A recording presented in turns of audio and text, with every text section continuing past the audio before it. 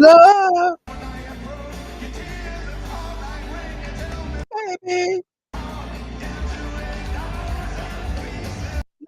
love, baby, love, baby.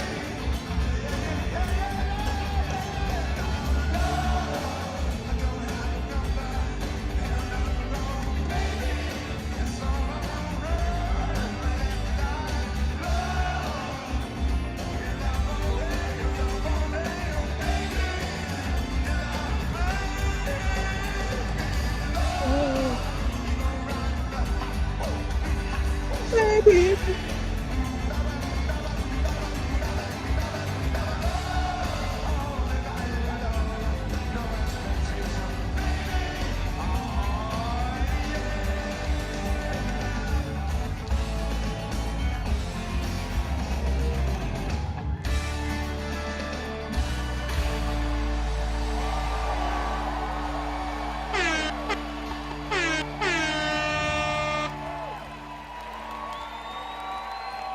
Hold up, wait a minute. Y'all thought I was finished?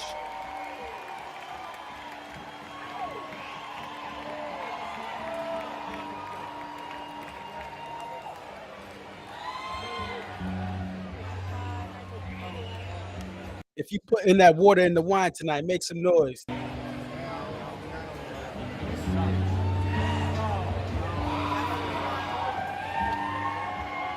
My hustlers turning that water into wine. What up?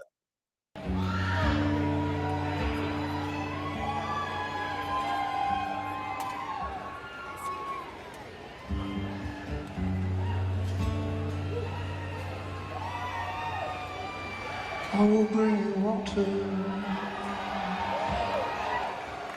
You will bring me wine. We will dance together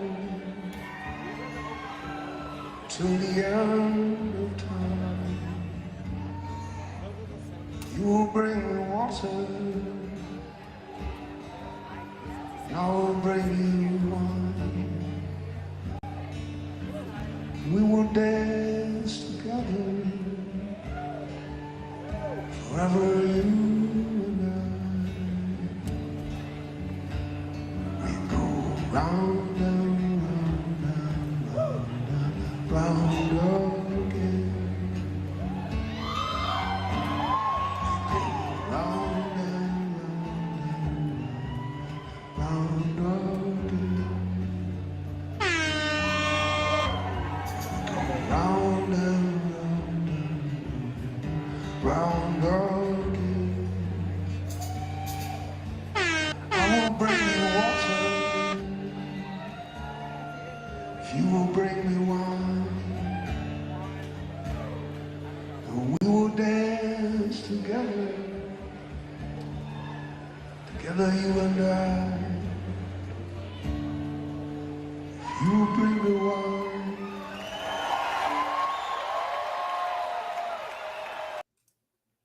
Yeah.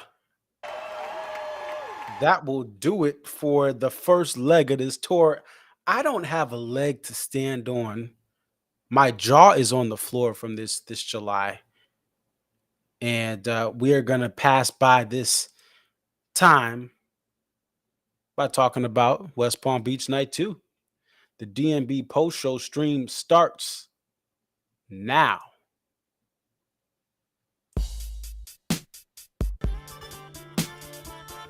It's your boy Concert Viz 34 back at home.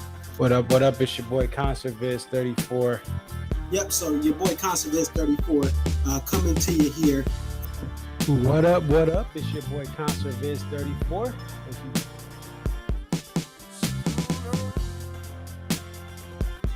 Aria. Okay, so this is Aria. And just tell us a little bit about yourself and about your love for the Dave Matthews Band. I've been a fan of the band since April 28, 1998. And if you recognize the date, that's when Before These Crowded Streets was released. Alpine is definitely a better venue than Summerfest, but we'll take it. I think I've been going to shows for about 20-something years. Tonight, I always tell people, like, compare DMB to now to when I first started. And I got started, in my opinion, I feel like I got started late. Like, I was at the very end of the band's prime. I feel like that 03 to 06 was like the end of the prime. 07, 08 was like, you know, we're at the very end. And then when Roy passed. But Dave really, this is the thing. Dave has put, Rashawn has been assigned the quarterback of this team. He is the coach, the play caller. He designs the jams. Dave just shows up and plays whatever he's going to play.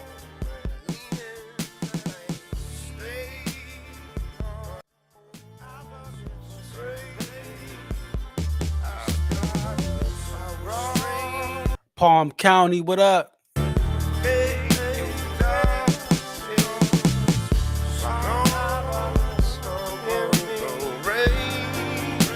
I mean Palm Beach County, my bad. Jupiter, Florida, what up?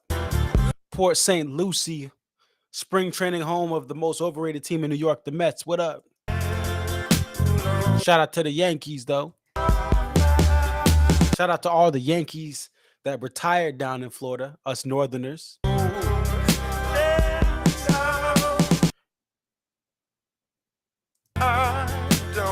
Miami, what up? Dade County, shout out. Hialeah, what up? Parkland, what up? Sunrise, Florida, what up? Coral Gables, what up?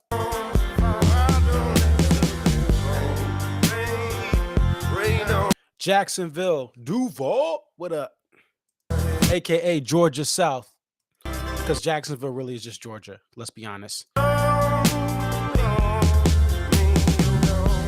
St. Augustine, what up? Orlando, what up? Winter Haven, what up? Leesburg, what up? Shout out to my cousin in Leesburg. Davie, Florida, what up?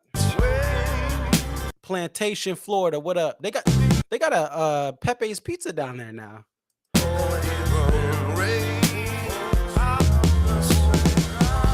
Palm Beach, what up? All the people with money in Palm Beach, what up? West Palm Beach, what up too? Across Florida, Tampa, what up?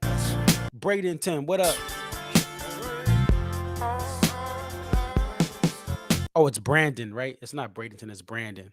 I should know. Hillsborough County, what up? Lee County, what up? There's a crazy man that's on the lawn. Said take these glow sticks and throw them up. Make sure they're on beat, on bartender, or else I'll kick you out of this venue. And she says, please. There's a crazy man mustached on the lawn. I'm on the corner of West Palm Beach lawn. It feels like the end of the world. And he makes crazy posts on Twitter when it comes to the Dave Matthews Band.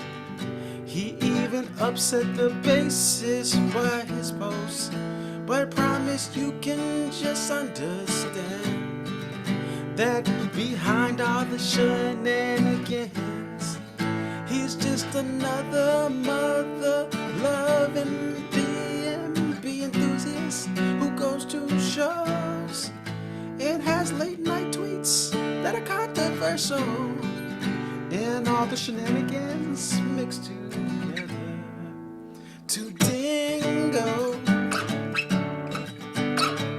and it breaks her heart.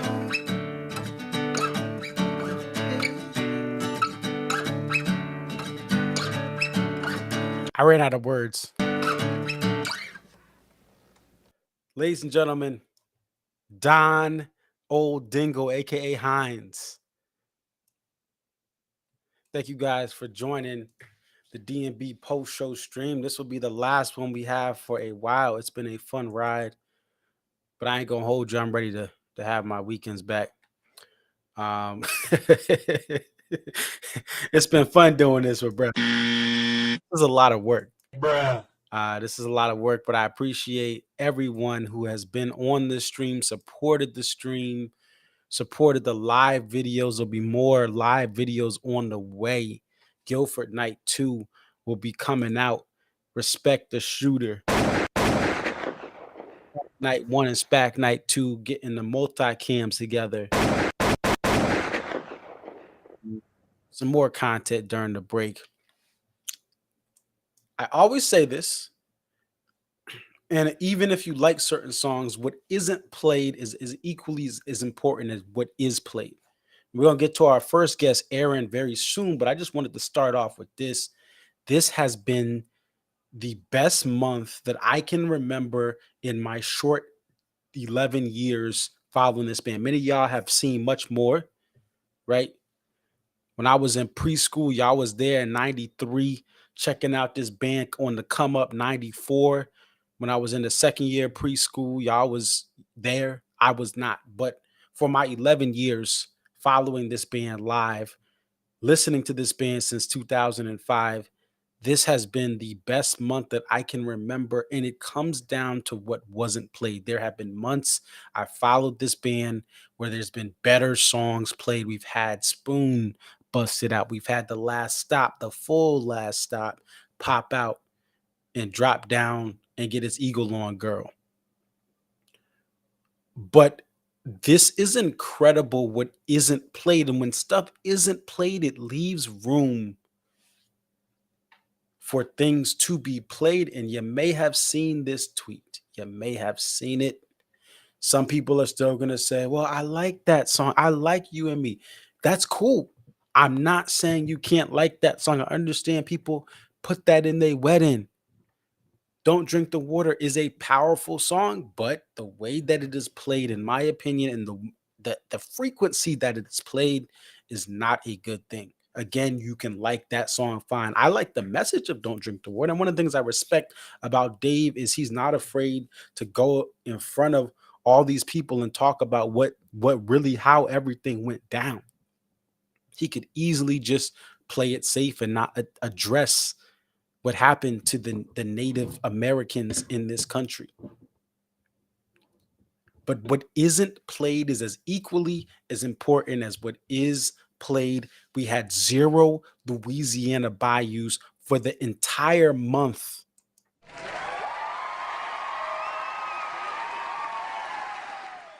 If I was P. Diddy, I would go up to my boy Jeff K and say, take that bad boy. No Bayous the entire month. You wonder why it was so good.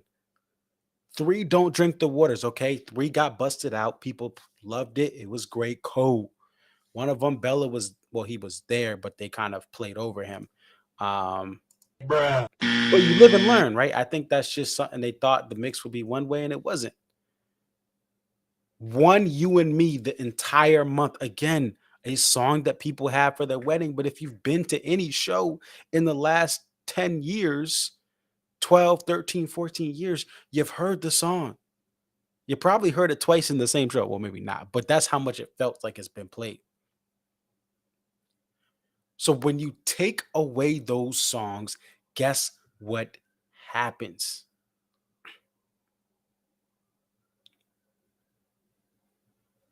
We get a bunch of great stuff. Over a half dozen. We got a half baker's dozen. Shout out to Fish doing the 7 shows, right? We got a half baker's dozen of American Baby intros.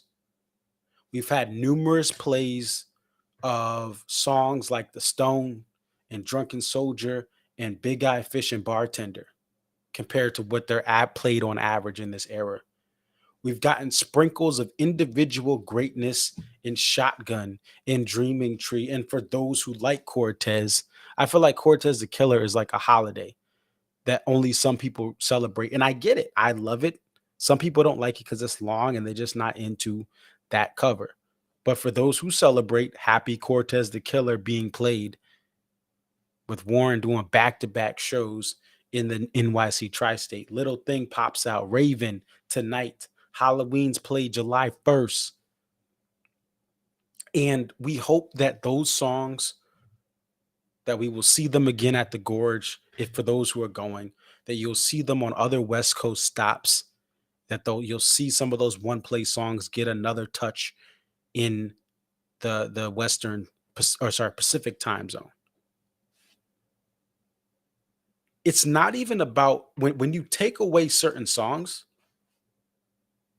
not only do you still get the crushes, which people love, not only do you still get the Jimmy things, which people love. And by the way, I'm not a huge fan of Jimmy thing in its current, like in this current, like in the era of the band it is now, but I have loved Jimmy thing this tour. It's incredible, this tour. And I've stayed, I think, for every single one of them. We get Lie in Our Graves, which people love. You got to Crash Into Me over there, sprinkled in there. You got An Ants Marching Tonight. You get some new stuff. You get some old stuff. And you get a run that is incredible for the first three songs. A Stone into Fish Tender. First time we've had a Stone Fish Tender 1, 2, 3 opening since Wells Fargo Center in Philly in 2010. Shout out to South Philly. This band, whether something, this is intentional, but this band stepped things up. And guess what? There's less people complaining. There's less people. You can say whatever you want. Oh, be happy the band is here. No, you know what? When the band does stuff like this, less people complain. And with the cost of everything going up, this is a great blessing. And when the sets are this good, it doesn't matter where you're sitting in the venue or standing. It's just a great time. And when this band takes time to really work even further, they work hard no matter what. Even the sets we don't like, they work hard. But when they work extra hard to get a two-step revamp, when they work extra hard to come in and try to pull these guests out, when they work extra hard to try to do these fakes and jab steps and spin moves like they're Barry Sanders, and we're getting faked out, and have these runs of songs and put songs in the encore that we never thought would hit the encore, and open with songs for the first time for yet another year. We're seeing songs that have never opened open. This is special. I cherish this month. I cherish even seeing my friends tonight at West Palm Beach, posting and messaging me and texting me. It brings me joy. And there was an article today about why Dave Matthews Band fans are loyal. And after like a month like this, this is why we go to shows. It may have been like me in 2012 and 2013 that I first stepped up on the up and went to a show, and I got all this crazy stuff, and I got a lot of that stuff that I got in the first 2 years of my D&B fandom this month alone. I got stuff I never heard this month alone. And I'm not the only person that has gone through those two things. Why are we so loyal? Because there's moments that we're lightning in a bottle that we want to catch again. And you can say, oh, be great. And listen, we are grateful. I'm grateful no matter what show. I went to Hartford. I had a great time. I went to Mansfield. I had a great time. Even if I would have went to Orange Beach, Alabama, I would have had a great time.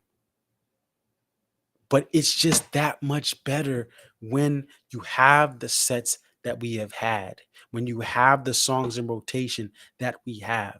And it's not about me saying I want X, X, and X in a show. It's me saying every single July show I went to this year, I said, I'm just going to trust this band, and I could trust this band, and this band over delivered every expectation I could have even had if I decided to have high expectations.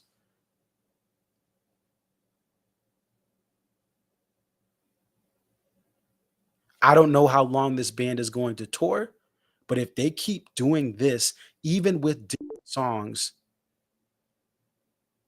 they're going to see more people traveling. Like I know my boy John Dix, a week before his wedding, is going to be at the Gorge. Why? Because of July. Because of what we just experienced right now.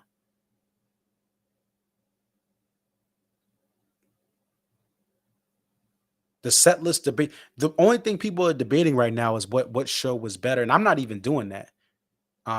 Really, I think all these shows have been great, and have y'all ever heard me say that? All the shows have been great. Have y'all go back, look at the tape, and when have I ever said all? You could go to a midweek, you could go to a weekend, you could go to the freaking weekend of Creakin', right? Alpharetta, Jones Beach, Homedale, SPAC, Guilford. Everything has been incredible this month, and I hope it continues. So that's my opening little rant there. I want to hear from the fans that were at the show tonight. So first up, we're going to bring on Aaron, and then we'll make some calls. We'll get to Mark, and then at the end we may have someone in. It's stay tuned. That's all I'm gonna say. Stay tuned.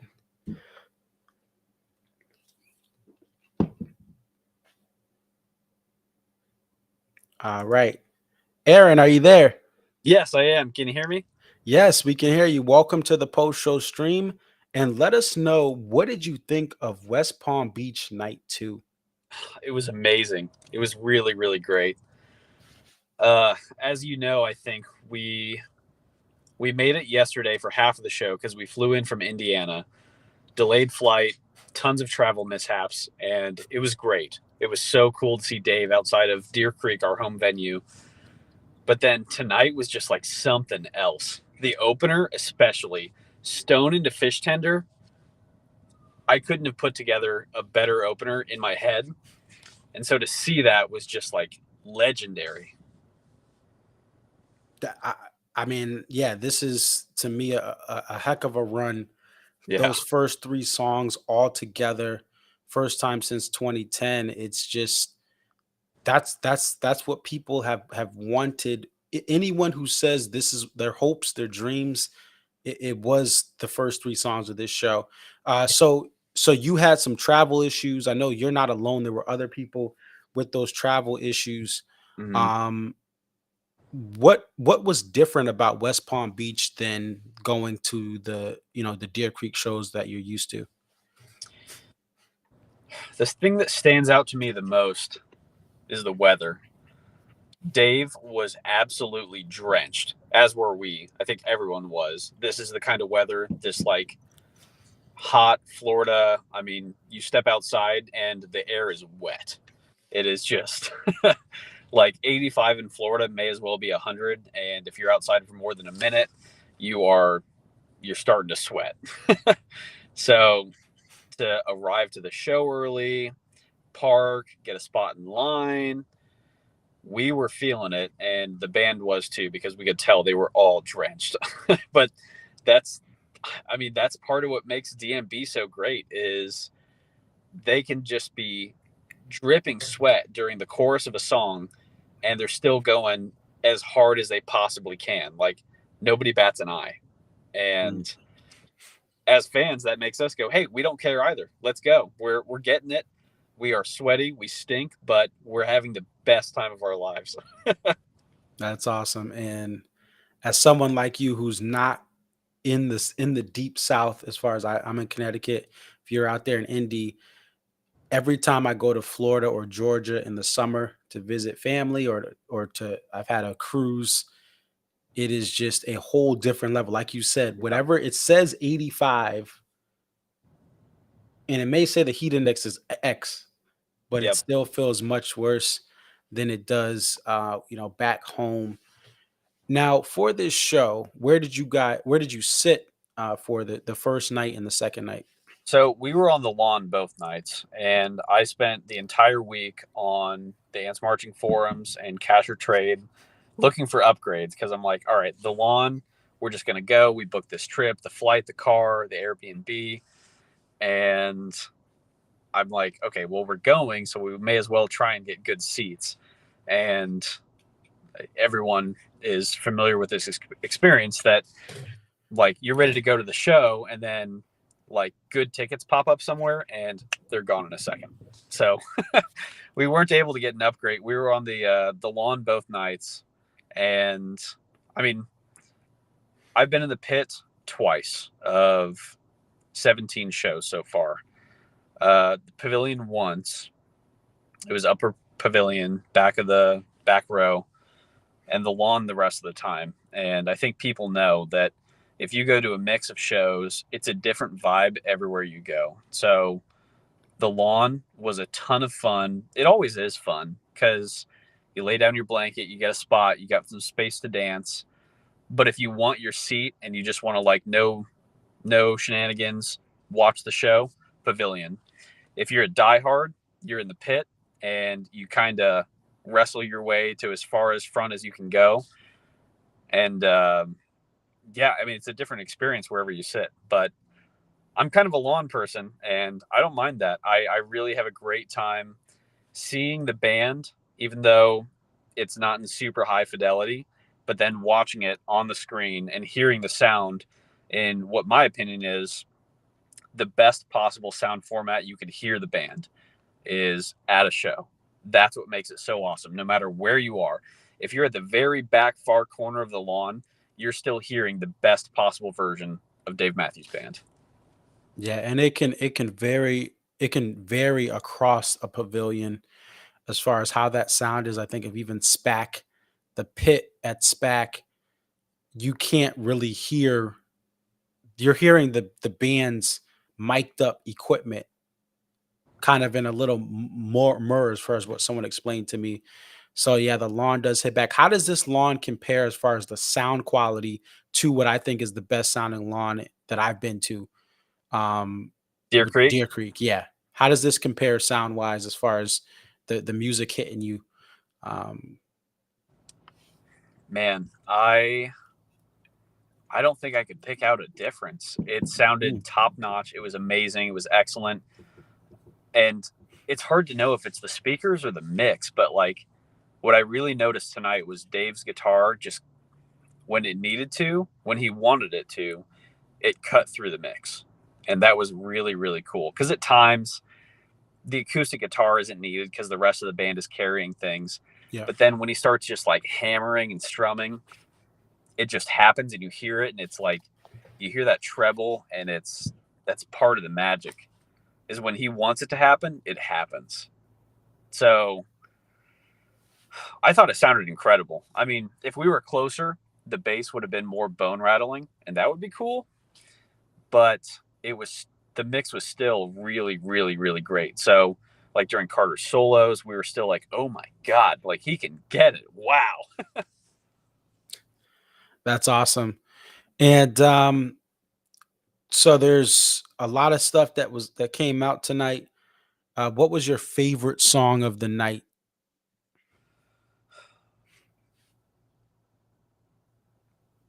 I want to say Drunken Soldier because when I got my start with DMB, that was the album that had just come out. And that was a song that I'm really like, it has like a development to it.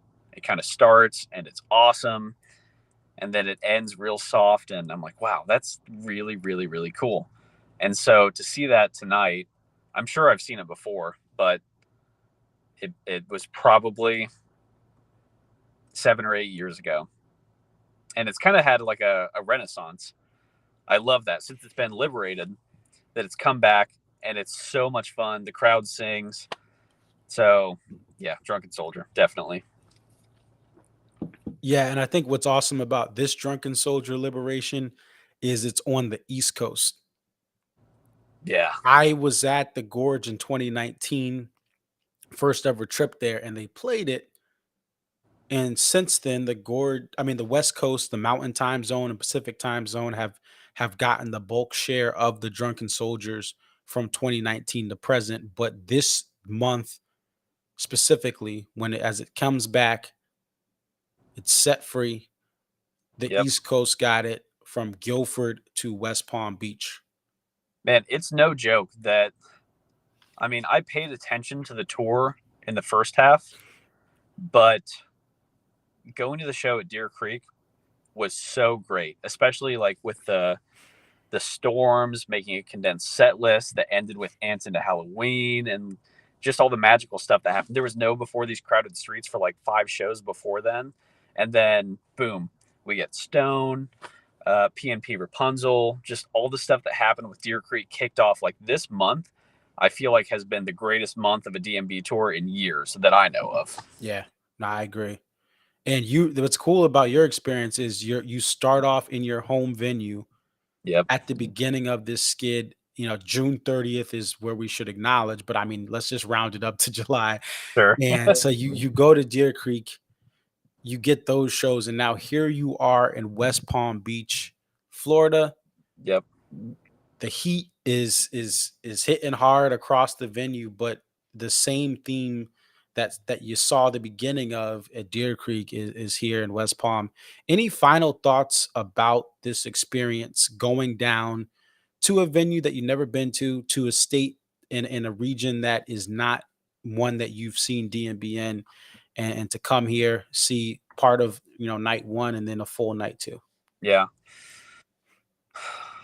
It was awesome. Yesterday, as our flights were getting delayed, I was mortified that I made this plan. I set everything into motion, like the time that the plane was going to land, book the car, this and that. So props to everyone who travels to see the band, because there's a lot of moving pieces. But walking in halfway through the show, because of all the problems we had, my mood turned around so quickly, because I'm like, here we are, we're at a Dave show. It used to be one a year, and that was just like the pilgrimage that happened. And now it's like, well, if we can make it happen somewhere else, like, it's just immediate ecstasy. So it has been incredibly worthwhile, especially considering how great tonight's show was. Not to discount last night's, but I mean, this band doesn't ever phone it in. They just give it their all every stop. And that's something to appreciate, and it's not going to go on forever. So my final thought is, you got to get it while the getting's good. Yeah. And just like you said, with your travel issues in West Palm, I was seeing some first time Deer Creekers with the storms you had at Deer Creek and some of the concerns of storms from night 0 to night 2, the same type of thing, where the travel can bring a lot of anxiety if you're in a new place that you've never been. So kudos for you to continue to endure that adversity and really get to the golden apple, which was this show. Yes. And thank you for coming on, Aaron. Safe travels back home as well. Thank you so much, Marcus. You rock. Thank you for what you're doing for the community, man. I appreciate it. Really appreciate it. Take care. Take care. Bye. Yeah.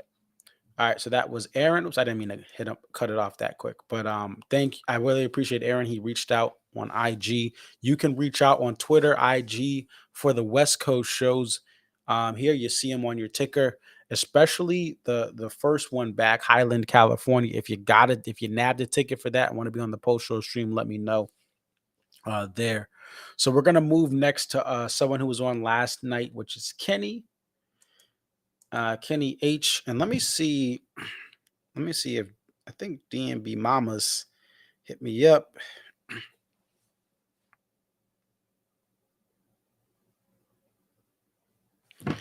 Let me just see if she wants to go on, because we'll go to her real quick if we can, but we're going to call Kenny now. And let me just check the chat here, see who's on. I don't know if I see DMB Mamas. Mickey Scott says heat wasn't that bad. There's been worse. And Mickey was at Deer. I met him at Deer Creek a couple years ago. Yeah.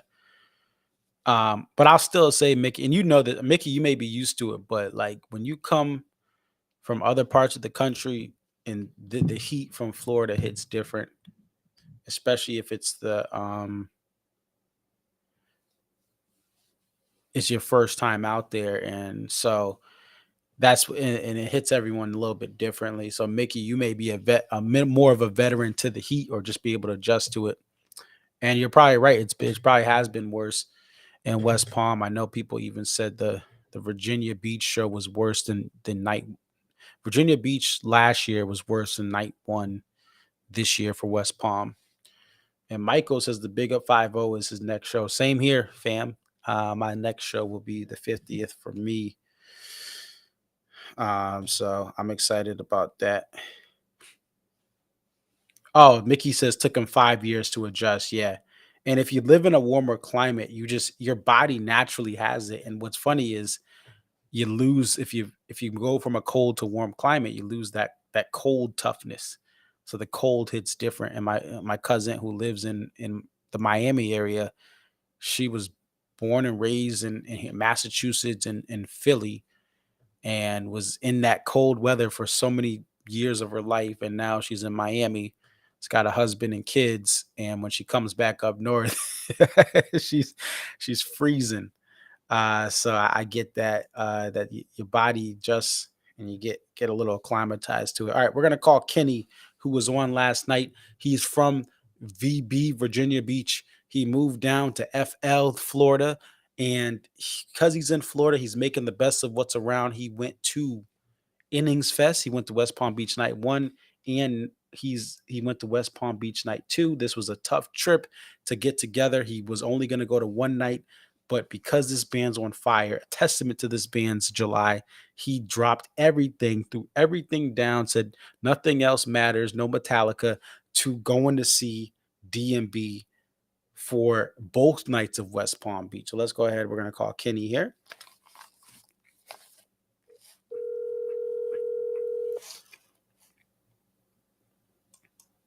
Hello. Hey, how's it going? Oh man, it's going great, buddy. I just got back to the hotel and I'm still feel like it's a dream still real in July. So Yeah. And this has been an incredible month. What did you think of this show? oh man. Like I said yesterday, just wanted to get one of the three, Pig, Stone, Dreaming Tree. Couldn't have had a better song to open the night. It almost seemed it's been a while since I've got Stone, so it just seemed an out of body experience, to be honest with you. Yeah, and to me, it's the best opener. I know Dreaming Tree opened in Camden, but I would rather have a Dreaming Tree a little further down the set, sun setting or dark. It'd be dark. I think the Stone is the best opener that this version of the band does. I don't think Seek Up gets to that level. Seek Up is amazing, but to me, the Stone is the best that this version of the band does. For as far as what is realistic to open. Obviously, you have a one-off Shotgun or a one-off this, but I think it's the best. So for night two, what did you think about just the way this band was working on stage, the way they were communicating, the way they sounded for this night? And before I do that, I think my favorite song, although it changes, my favorite song is The Best of What's Around. I don't think you can have a better opener than that. I think the Stones 1A, 1B. All right. So I'll give you that. All right. And the way it was going tonight, I mean, they could have played Dreaming Tree. I mean, it's almost, they literally were given, like, if I don't see Dave the rest of the year, you give us a Christmas present tonight, literally. So yeah, it was incredible, man. I thrilled that I decided to do this because it was shaping up a week or two ago like it wasn't going to happen. I had some commitments to take care of, but I just decided to do this because I knew that it could be a very rewarding experience, and I think it's been that and then some by a lot. So thrilled to have been there the 2 nights. Awesome. And I'm glad you're able to, because I remember you saying you're not sure. And I was like, hey, maybe night one. And obviously night two, I think is the one that people like more. So it's good you went to both. Because like again, the trend changed this weekend, where the night ones was the best. Now night twos, what people are saying is the best. Now, what was the biggest shocker as far as the song you least expected to come night two tonight that actually was played? Yeah, without a doubt, the E1. I mean, Christmas song. I mean, I don't know when the last time they've done a Christmas song during a regular tour. I mean, at least in my memory, I don't have that on my head. But I mean, that was matter of fact, I met some really cool people at the show. Matter of fact, I think Mike that's in here, I got to meet tonight, didn't know it. And we were talking about the encore, and somebody behind us was like, one of his friends was like, they play Christmas song. You know, we kind of wrote that off. But sure enough, they played Christmas song. And that was probably the biggest shocker next to I mean, I didn't expect Typical Situation. I haven't heard that since the 15, 2 shows in one. I got that in Virginia Beach. That was one of the highlights of my night for sure. Gotcha. And Typical is just one of those jams. I talked about it last night. We're talking two step. Typical is one of those jams where you feel like the jams take you through a journey. There's so many different transitions there.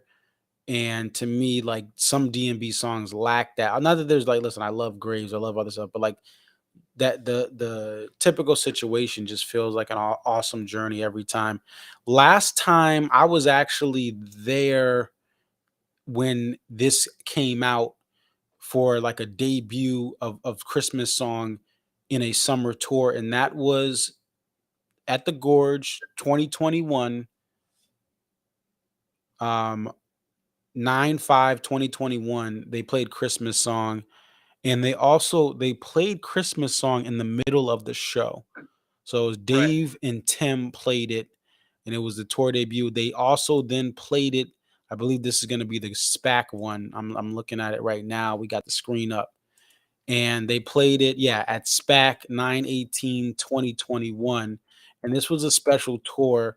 That was the last time it was in the E1 of a summer tour there. And then they played Shake Me Like a Monkey to troll the fans of SPAC for that show, which was very controversial. So, yeah, it's an extreme rarity. Before that, before the pandemic, was 2014, June 28th. Let me just make sure this isn't the CMAC. Okay, yeah, in Burgettstown. You have to go back to 2014, where Christmas song was played in the acoustic set, Carter, Dave, and Tim acoustic set of the 6/28/2014 one. So definitely a rarity for sure. How did the Ravens sound tonight? It was a tour debut. It's been funky over the Buddy era years. How did it sound? Well, I mean, obviously, but I've heard the original versions with Roy and the band, and it was just great to have it. I'm not as big a fan of it, like the early part of it, the beginning of the song. It just sounds different, but I mean, I'm just ecstatic they played that too. Never would have thought they would have busted it out. Yeah. But going back to the Christmas song thing, I mean, if I'm not mistaken, that was night 3 at the Gorge in 21. So that's the night all hell broke loose when you didn't have Carter and then Buddy was playing the drums. So they kind of threw everything. That was just a show that they put everything together and just played the most bizarre stuff I've ever seen, probably from any show in years, right? So, yeah. That show was just a free for all. So, yeah. But no, I really can't believe they played. That was the first time. This was my 43rd show tonight, and I never thought I'd see Christmas songs. I haven't been to any of the fall tours, and I know if you're gonna get that song, you're probably gonna, if you're lucky, get it there. But like I said, Dave really showered us with a Christmas present tonight, man. Yeah, Christmas in July in West Palm Beach, and that's definitely special. Now from here, where do you go? What are your next moves for DMB, whether it's this year, whether it's next year? Like, how does, after experiencing this awesome run in a new region that you've moved to, what are you doing next as far as DMB? Well, realistically, I want to say, I mean, it's not going to be the Gorge as much as I'd love to make that happen. It's just, it's a month away, and I just moved down here. I started a new job, and obviously I don't have unlimited resources, but I do plan on going home to Virginia Beach, sometime between now and the end of the year. So if they do, come out with Charlottesville, I'm probably going to be John Paul Jones Arena and do that next. Okay. For this tour. I mean, for this year, I should say. Yeah. Okay. I mean, I've been to John Paul. I've been to the 2010, the 16, 25th anniversary. So, I mean, I've been there several times. It's always a great show. But you would think for a hometown show that, some people, a lot of diehard fans, but I think you could find a little bit more lively crowd elsewhere. I mean, and as hot as it was this weekend, and night 1 was probably much worse than tonight. I thought tonight was decent. I thought it was just a great crowd. So a lot of people, were really into it despite the heat. But honestly, man, I'd like to see Alpine next year. do something totally different. Go to the Midwest. I mean, I've seen D&B in Chicago. I actually saw D&B at Churchill Downs in Louisville, Kentucky in Wow. 2010. They played a festival show, and Zach Brown opened up for him. I didn't know who Zach Brown was, and he came on stage and played a song. I think he played Watchtower. So yeah, you never know what's to be expected, man. So Yeah, I strongly recommend if I mean I assume Alpine's going to be announced. We don't know. Alpine kind of is a year by year basis, in my opinion, because of the lack of profitability of it. It could be shut down any year. It probably won't, but it could. I mean, if there's, you're looking at what companies like Facebook and Disney are doing with some huge profit losses. If something happens with Live Nation, you could see that venue get shut down, and it has been shut down. I think it was shut down for a year. So I would strongly recommend anyone who's listening, who's considering Alpine, to do it. Doing the Gorge myself in a recent post in a buddy era, and then doing an Alpine in a buddy era, I will say there's feelings of driving to Alpine and leaving that region for the airport the morning after that remind me of how peaceful the Gorge is. It's closer to civilization. It's much closer to Milwaukee than Gorge is to Seattle, but I would strongly recommend anyone go. And the sales last year, it did not set, like there was still lawn tickets left.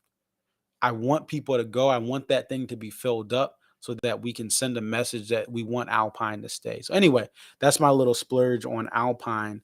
And then with JPJ, I hope that the same kind of thing where I think, like you said, you were in 2010, you were in 2016, 2018 had $1, $2 tickets on StubHub. So that was uppers, obviously. The lowers were harder tickets, but I hope the anger, if they do CVO, I don't know. I will say that I have no idea if they're gonna actually do it. But if they do, all you Virginia folks, all you people that love this band, the anger you have because Bristol got cut and Virginia Beach got cut, fill up JPJ, because I think 2018 left a bad taste. In just because again, it wasn't like you said, there's other venues that get a bigger applause. So I would encourage everyone, if it does get confirmed, to go down to Seaville. And then I will say, on the contrary, I actually went to April 2000. The first show of the 2001 tour was at Scott Stadium, where the Cavs, where the football stadium is in UVA, and that place was filled up to like 60,000 plus. Of course, that was in the prime of the band. That's when they were on top of the world. Right. And that was probably one of the most amazing shows I've been to. I actually had upper deck seats, but the vibe there was totally different than what you get at Charlottesville now. It's almost like an afterthought. I mean, there's a lot of people that love the band, but a lot easier to get a ticket than even at West Palm tonight, man. I mean, I was literally scouting tickets all day. Yeah. And they just did not budge off the prices of I wanted lowers, what sections 1, 2, 3. And they weren't going for less than $450, $500 for a single, even up to showtime. So I just settled for lawn, and glad I did, man. It was just a different perspective further back. I mean, I thought the sound was still great. I think personally, this is show 43. I can count on my one hand how many times I've been to lawn for D&B. I just almost require being in the seats or up in the pit. So it was a different experience. I'm just happy to have been there. I don't think I would have ever forgiven myself if I didn't go tonight and saw the set list. Yes. And I'm glad you did. An interesting perspective, like you said, you've seen the band in 01 fill up, the football stadium at University of Virginia, and then you've seen it go from arenas, JPJ, to now it's a question mark if they're going to go to Seaville any given year. There's a fall tour. Or MSG. I wouldn't blame them if they didn't go. I mean, it used to be in the early 2000s. It was the homecoming show. Yeah. And it really doesn't feel like that anymore. I mean, obviously, Dave has long lived in Seattle area. Yes. And I think the Gorge is probably Graceland for D&B sets. And I'm going to make it there one day before they hang it up. But, I honestly, there'd be other venues that I'd rather be at. I mean, of course, and the part of that, just taking into consideration, I've been to Charlottesville several times. Yeah. It was less than a 3-hour drive from my door. But no, if they do announce the tour and they happen to go see, I'll be there this year too. Give me a good reason to go back home and see family and pick up some stuff I need to bring back here anyway. So Gotcha. Yeah, I'm looking forward to it, man. I mean, I didn't think this far in we'd be seeing sets like we are getting now. I mean, the last 4 or 5 years, I can't remember anything touching this on a consistent basis ever. And that great perspective. Again, Kenny's been seeing this band for a long time, and has spread those shows out amongst different eras. And he's on board to check out Seville, to check out if that does come around, and to check out what's going to happen with Alpine. So it's great to see that. Thank you for coming on, Kenny, and safe travels back up to your portion of Florida, a little north of West Palm Beach. Yeah, always a good time, Marcus. I'll chat with you later, bud. All right, take care. Bye. All right, man.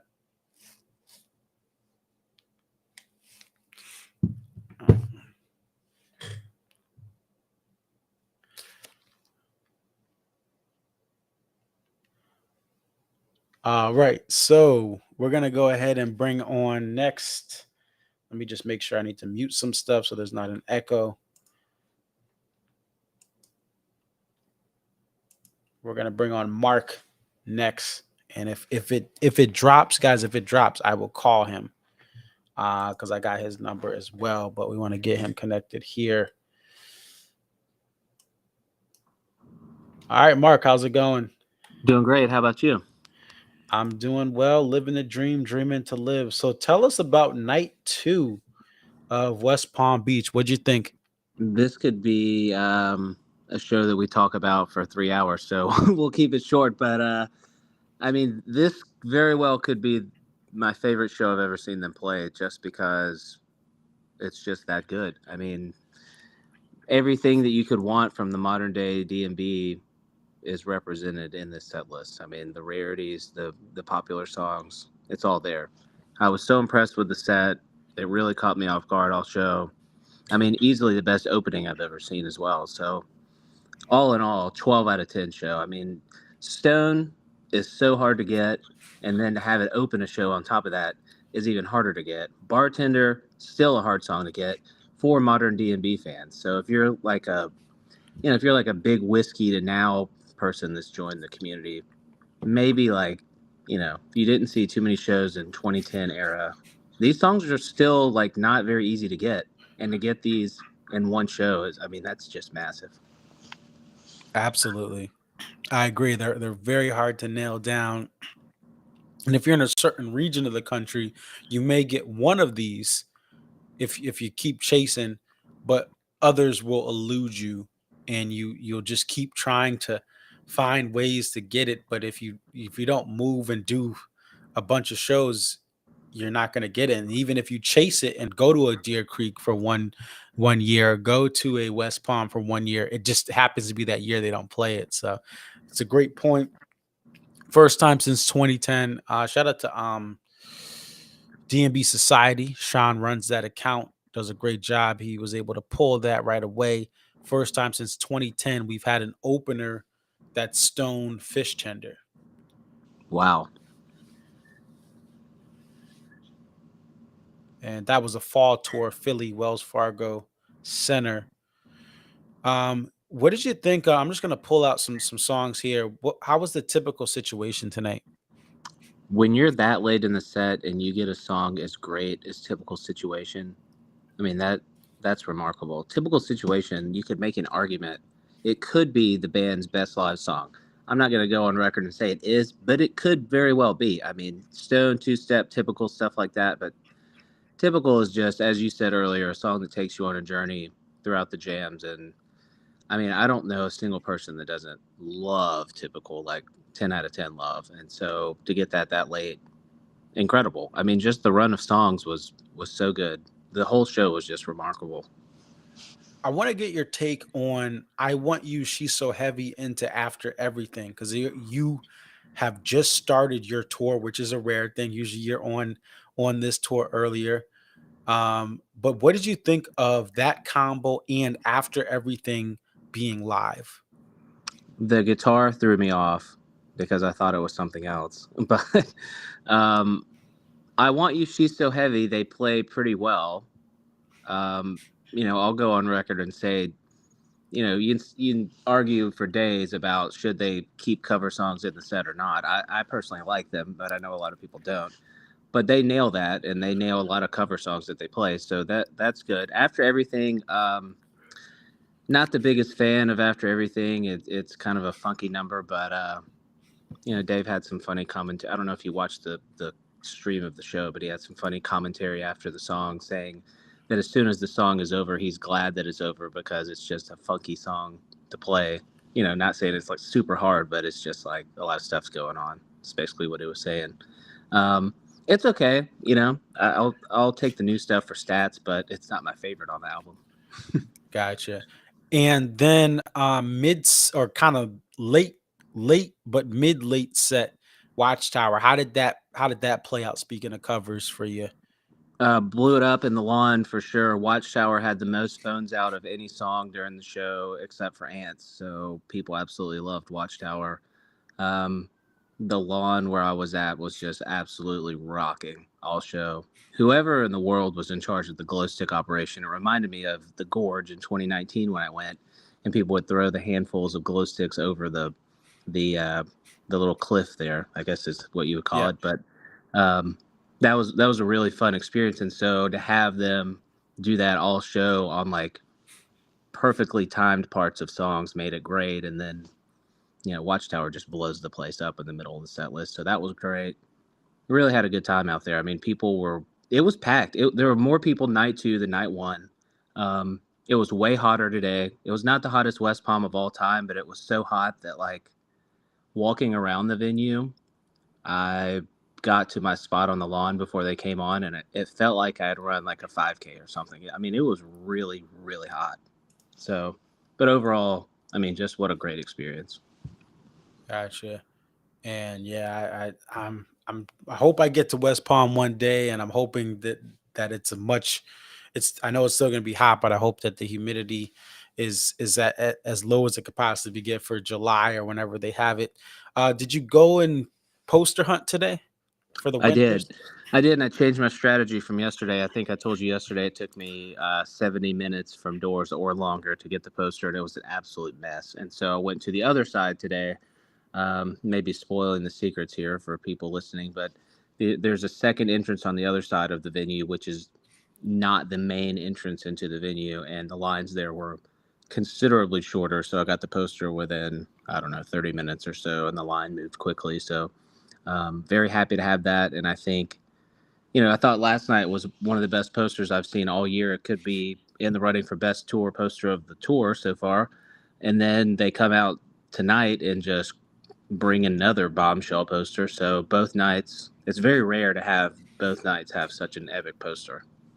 Yeah, I think that this was by far the best 1-2 punch for the 2-night stand so far. To have like both of these posters were very solid. Winters did a great job with this. What's crazy too is both of these posters, there's like usually there's something I'll be like, all right, let's pick it apart. Both of these posters are just phenomenal to the point where it's like you won't see anything on these post show streams about picking them apart. And I think they're just both great posters for the venue.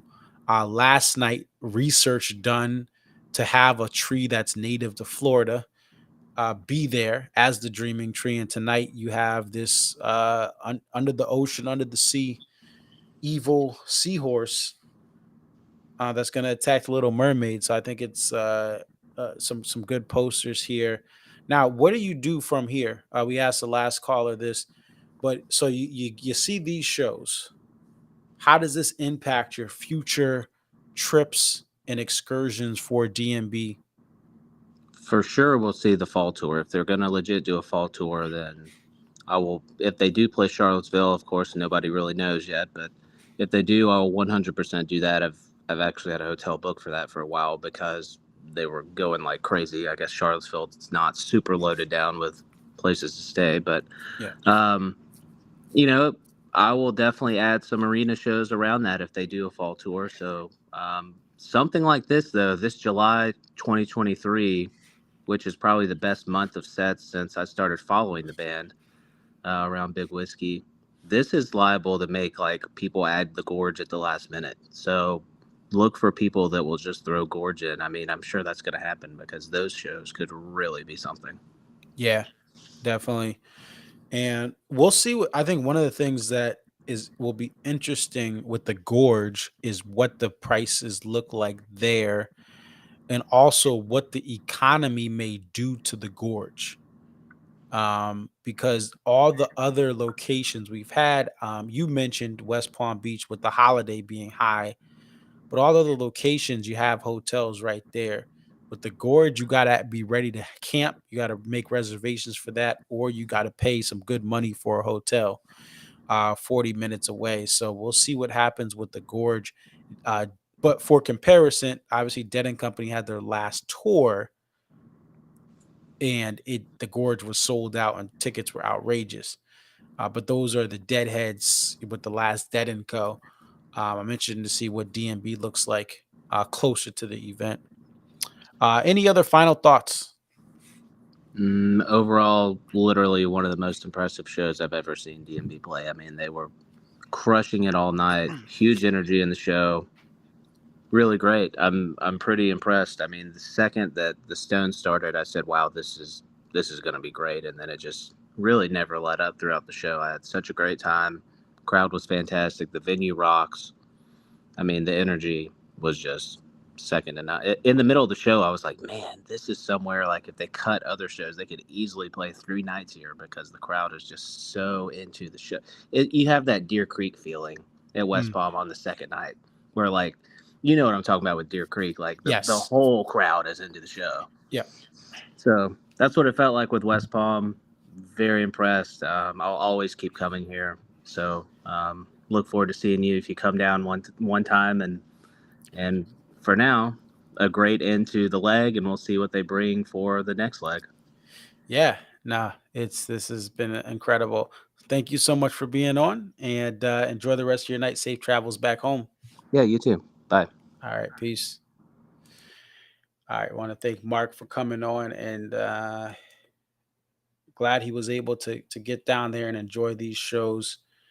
Um, Busy beginning of the year, just got married, had some other stuff, so he couldn't make the beginning of the tour like you usually see him on. So it was a little bit confusing there. Excuse me. So stream is winding down, but again, I just want to thank everybody for joining. Thank you everyone for watching. Don't forget to hit that like. Everyone hit the like button. Everyone who's watching now, hit that like button. And that'll help us out to get more exposure, to get more people on, because the more people that watch, the more easier it is to get people to come on the stream to give us perspective for some of the harder reach venues that we have. So let me just see. Something's happening. Guys, give me 1 second.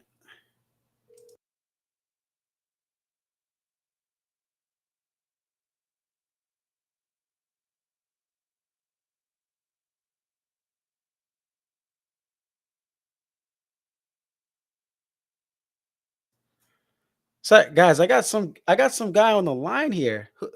Who's on the phone here?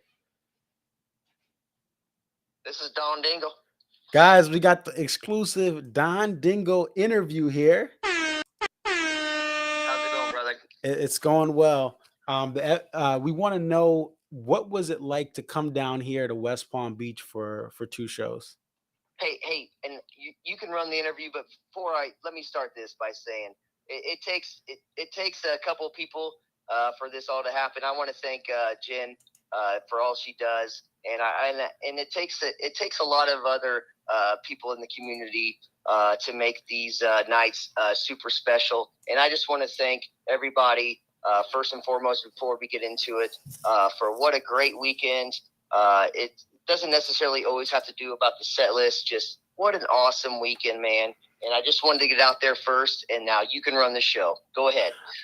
All right. So yeah, this was beyond the set list, it's nice to meet up. We got picture here of you with some of the people, Kumi DMB, Oh, he and was then awesome tonight, man. Angie. What a great guy, dude. Now, was we the number one question?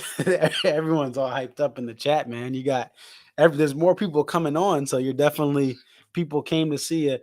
But were you the one setting up the glow stick operation in the lawn tonight?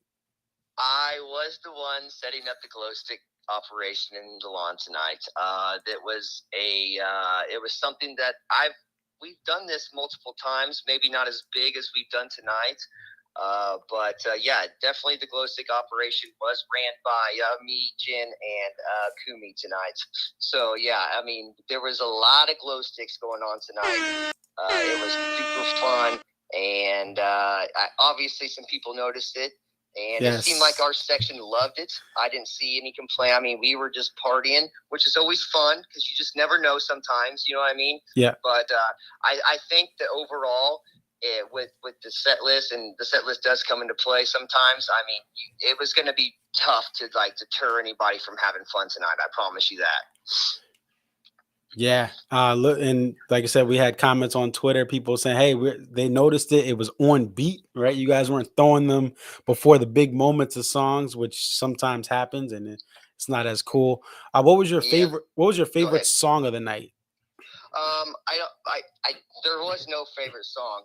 I guess if we wanted to start, let's just start from the beginning. I mean, the Stone, to kick things off, we looked at each other and we were like, okay, we were thinking that this might be the way it goes tonight. You know, because the way that what wasn't played last night kind of set up for what was going to be played tonight, in my opinion. And so we didn't know, because you just never know what kind of show you're going to get, and it doesn't, but we were thinking big boy show tonight. And so when the Stone kicked things off, obviously you're not going to get too many better openers than the Stone. We were pretty excited, so we kind of were revving up. It was super hot again, but to be honest with you, it was hotter last night underneath the pavilion than it was tonight in the lawn. We had a little bit more space in the lawn tonight. There were a lot of lawn chairs, which makes it kind of nice. You know what? I thought I was against lawn chairs until I realized that everybody around us had lawn chairs, and then they kind of with the lawn chairs kind of keep people out of our area. And I'm not trying to say that we wanted anybody to stay out of our area. It was just easier for us to have our own space with the lawn chairs, kind of, if that makes sense. Yeah. And I'll say this, I've been to some shows when the social distance thing was like the only way you could have a concert. I actually enjoyed having a little bit more space. The tickets were more expensive because they had to they had to still recoup costs. But I agree. I think when you have a little bit more space, as long as you have that crowd that's into it, I like having a little bit more space on the lawn or even in a venue. I'd rather be on the aisle, or I'm not mad if a couple people move from seats in the uppers to the lawn and I have a little more room in where I'm sitting. Yeah, we were really hot last night in the seats. It was probably the hottest show I've ever been to. I didn't get a chance to talk to you last night because I was so exhausted from the heat, to be honest with you. There was a time last night during Help Myself where I literally had to leave the seats to go get some fresh air. It was super hot and humid last night. I was drenched. And I go really hard during the shows. And so I had to get some air last night. I had to actually leave and get some air. Yeah. But tonight was a lot better. Yeah, and I think I was on the stream. I had out of nowhere in Saratoga, before the show, I just the heat hit me, and I had to sit down and cool off. So it's just the humidity at any given show, but especially down in Florida, in some parts in Alabama and Mississippi on the coast, it can get bad this time of year. So that's understandable here. So what do you think these are your first shows of the year. What do you think about the band's sound this year, the mix, what they're doing, how they're interacting? They're having a whole lot of fun. And the sound is absolutely amazing. Dave's voice is amazing. The whole band seems like they're just gelling, they're grooving, they're having fun. And but I do want to get back into the set list. Yeah. I do want to get back into the set list because we just talked about the Stone, and we have a lot more to talk about. All right, go ahead. Let's talk about that Big-Eyed Fish, because I've been I don't know how many years it's been since I heard Big-Eyed Fish. I've been waiting for this song, and when Big-Eyed Fish came on, I was like, oh boy, buckle up. I remember I looked at Kumi and Jen, and I was like, oh boy, buckle up, here we go. I was like, right then I knew we were in for it. The Stone, okay, no big deal. It is what it is. But when we got Big-Eyed Fish coming in, I knew it was going to be a big boy show. Yeah. And then Bartender comes, and what's going through your mind with Bartender following? Bartender's amazing. We were all just, we're just kind of soaking it in. We're kind of our own little world. But that outro at the very end where they just start hammering and Timmy's just drilling it and Carter's hammering, that's my favorite part of it. The very last part of it is just so awesome, dude. It's so, so good. Yeah, and I noticed that when I got it at Guilford, they have it's sharp as far as it's just they have it on point, and that's something that you want to have nailed down because it can make or break the energy continuing throughout the show. If they end on that high note and they nail those parts, it can keep that momentum going. So next up is Madman's. Yeah, Madman's was absolutely ridiculous and in the perfect spot. After Bartender, that Madman's was perfect. And I'm not saying perfect. I'm telling you, it was impeccable perfect. I mean, they nailed it down. It was the perfect song after Bartender, and it keeps it was still dark. You know me. You know I like that dark stuff. Stone, where we at? Stone, Big-Eyed Fish, Bartender, now into Madman's. I mean, they are just killing it. And you know what? To be honest with you, I thought that our area was really into it. I don't know if it was because we were into it or what, but we were dead center in the lawn, and they seemed to be really into it. The crowd seemed to be really into it, and they nailed it down. It's such a great song to follow Bartender. I loved every second of that. 1 through 5 so far. Keep going. What's next? And next is Drunken Soldier. Oh, well, that's when I'm pretty sure I looked at Jen and Kumi, and I told them to buckle up. Like, I didn't know which way we were going to go after Madman's. I didn't know, we could have gone a lot of different ways, and then he goes right into Drunken Soldier, and it's Drunken Soldier, man. It's just a great song. I can't explain it. It's perfect for me. Like I said, tonight was what I chase. If I chase anything, I mean, we were on it tonight. I mean, it was perfect, 1 through 6. And I think after Drunken Soldier, which was awesome, and we launched 300 glow sticks, maybe 200 during the Drunken Soldier during the the beginning. Yeah. I remember after Drunken Soldier, I was like, we got to slow it down at one point, right? I looked at Kumi and Jen. I was like, we got to slow it down. And then I think it was Old Dirt Hill, and it was perfect at, what was it, 7? Perfect at 7. Old Dirt Hill was awesome at 7. Yep. So you had Drunken Soldier, Granny, Old Dirt Hill. Oh, Granny. I forgot about Granny. Yeah, we partied during Granny. I completely forgot about that.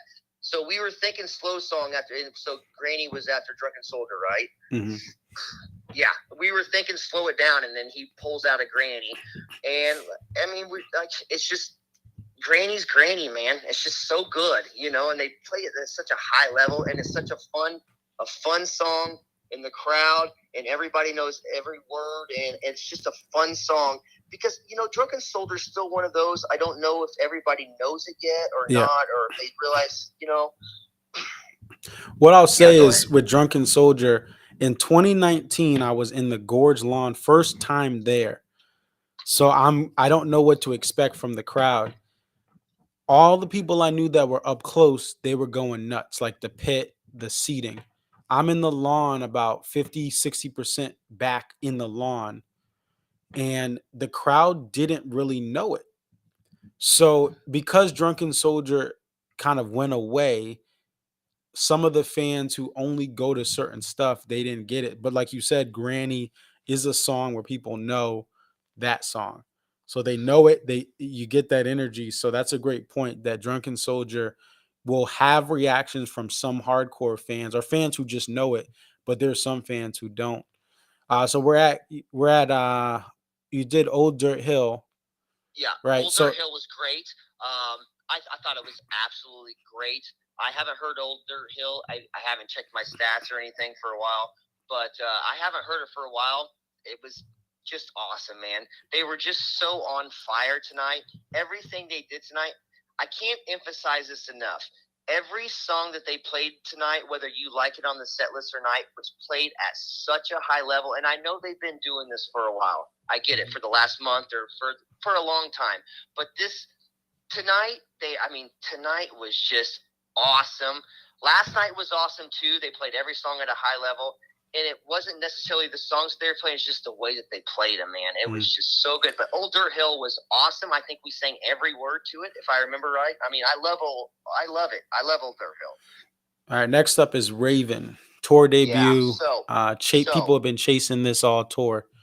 So we're sitting in the lawn, and me and Kumi and Jen, and I'm digging through my backpack because I'm you know me, I'm a digger. I'm like seeing what's going on. We're in between songs, and I stand up, and we take a drink of water, and we cool down for a second, and then he starts singing Raven, and and all three of us start singing it, but we didn't quite register at first what song it was, but we were singing it, and then we all three, like, at the same time, were like, Raven. And then, so I just loaded up with glow sticks again.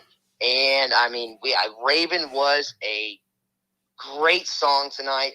I don't know how many people around us actually understood what was going on, but there was like 4 or 5 guys around us, behind us, that just came from New Hampshire and had been to Guilford and stuff. They were very into it too. So we kind of had like a group of like 6 or 7 of us that were really, really into the Raven. I mean, obviously it was Raven. Jeff killed Raven. Raven was awesome. It was dark and dirty again. We continue the dark and dirty set through Raven. And you know me, I like it dark and dirty. Right up to Raven, we are like right on path. I'm on cloud 9 right now at this point. I'm like literally on cloud 9. That's awesome. And then next up is The Only Thing. The Only Thing was absolutely phenomenal. I will say this again. Maybe the lyrics are a little bit different than what we knew at the beginning, but that outro to The Only Thing was played such a high level tonight, and it was so good. And I think a lot of people were really into The Only Thing, honestly. I really do think that a lot of the people around us knew The Only Thing more than they knew like Drunken Soldiers. And by the way, Marcus, they did alternate lyrics tonight to Drunken Soldier, if I remember right, because it wasn't Was it Waste No Time instead of Don't Waste Time? Yes, it was the other way around, by the way. So those origins come from the show I was at in 2019 at the Gorge. They did that there. So that's where I believe that was the first time they did it that way. So that's cool. All right. So after The Only Thing, we have Lie in Our Graves, and let's keep it moving because we gotta wrap the stream up. But I want to get to these songs. So Lie in Our Graves, what was next? No problem. Lie in Our Graves was awesome. You know what I mean? It is what it is. They're just killing it, dude. Lie in Our Graves, they've been killing it for past 4 or 5 weeks, 6 weeks. I don't even know. They're just on a different level on Lie in Our Graves. I'm not gonna lie.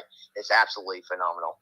Yeah, and in a mastered, I think Tim was able to master the violinless Lie in Our Graves last year. Is when I really was like, okay, he's got it down. He has a formula. He's sticking with it, even as he varies up what he does. So, next one, new song. All You Wanted Was Tomorrow from Walk Around the Moon. It's nice. It's a really good song. Don't get me wrong, but it was kind of a breath of fresh air for me, kind of a break song for me. We didn't leave or nothing like that. Don't get me wrong, but it was kind of like a catch your breath song for me. Yeah. It's really pretty. Yeah. And then late in the evening, Okay, so this is kind of the one I want to touch on tonight because I've kind of been down against Late in the Evening. I'm not a big Paul Simon fan or anything like that, but it was really, really good. It was really, really good, and the crowd was really into it. And to be honest with you, we were debating kind of back and forth whether we would rather have Sledge or Late in the Evening, and I think Late in the Evening worked really well tonight over Sledge. If that was going to be the difference, you know what I mean? Yeah. And to be fair, Sledgehammer, I think in this heat, I think everyone would have gone nuts. Dave would have been like it was too hot for Sledgehammer. And speaking of covers that gets people pumped up, though, next up is Watchtower. Yeah, Watchtower mid-set. We were debating whether it was Crush or Watchtower again. I thought for sure it was Crush, but the people behind us, they know more about Stefan's bass and stuff like that. They knew for a fact that it was Watchtower. And then I was like, okay, so we're going to get Watchtower mid-set, huh? You know how Watchtower mid-set goes for us, man. I mean, that's the best Watchtower, right? Yeah. No, I agree. That's the only place it should be. And also the big thing with Watchtower, Dave has his standard tuning black guitar, where Crush, he's going to do a guitar change. So if I don't know, but they called it. They knew for a fact because I was like, "Oh, surely it's Crush at this point." And they're like, "Nope, it's definitely Watchtower." And I was like, "Okay, well, let's do it." And that's the indicator. If Stefan goes into that solo and Dave's not changing his guitar, it's going to be Watchtower. Next up, you get Virginia in the Rain. Cried like a baby. I don't care what you say. It's a really emotional song for me. It means a lot to me. I didn't think I would be emotional over it. It's just such a beautiful song. The lyrics mean a lot to me. They play it such at a high level, and they're so good at it. And I kind of lost it there for a second. Yeah, I got emotional over it. I'm not gonna lie. Even though we knew it was probably coming, you can prepare yourself all you want, but when it's right in your face, I got emotional over it. It was very, very beautiful. Yeah, and there's a story. I think I'll have to play it again, but there's a story that ties to that song for me too.